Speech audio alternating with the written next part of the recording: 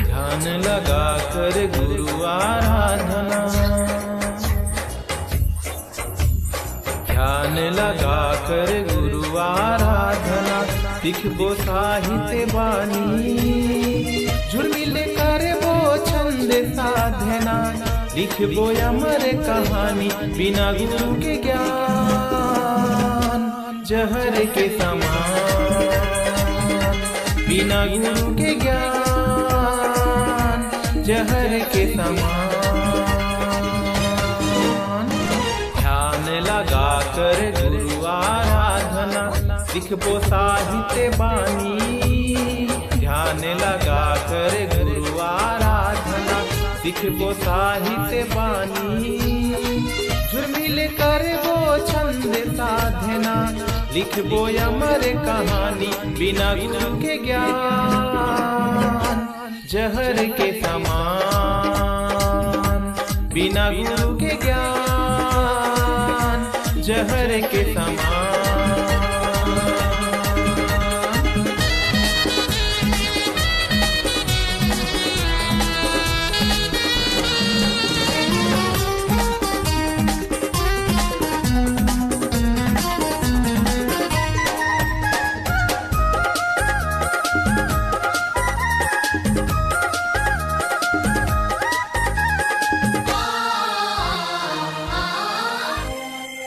मैं साधक छंद के छाछे, गुरु निगम जी है ज्ञानी, जब ले पाए छंद ज्ञान में बदल गए जिनगानी।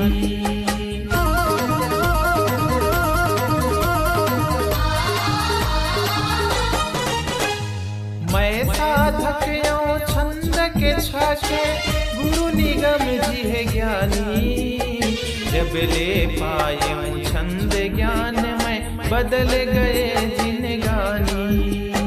सीखे बिना नहीं सिखावे नहीं गा, कते को ते लिखे भावे आवे नहीं गा।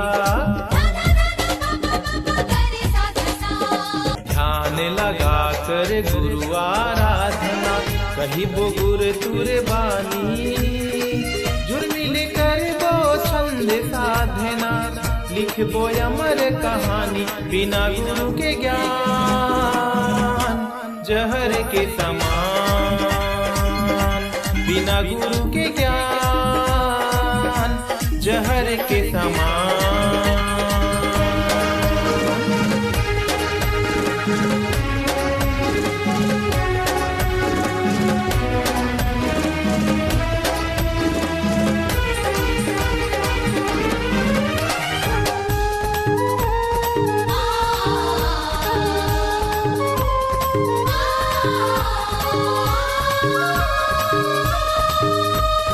छंद ज्ञान ये छंद प्राण ये, छंद यंत्र से पट खोले, छंद काव्य के आत्मा होते, सब मुनि जन बोले।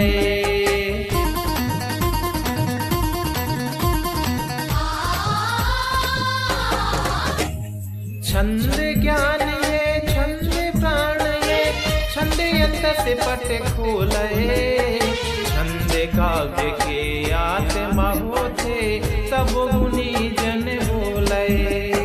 छंद बिना भाखा पोठावे नहीं ना, कते को ते लिख ले सुहावे नहीं ना।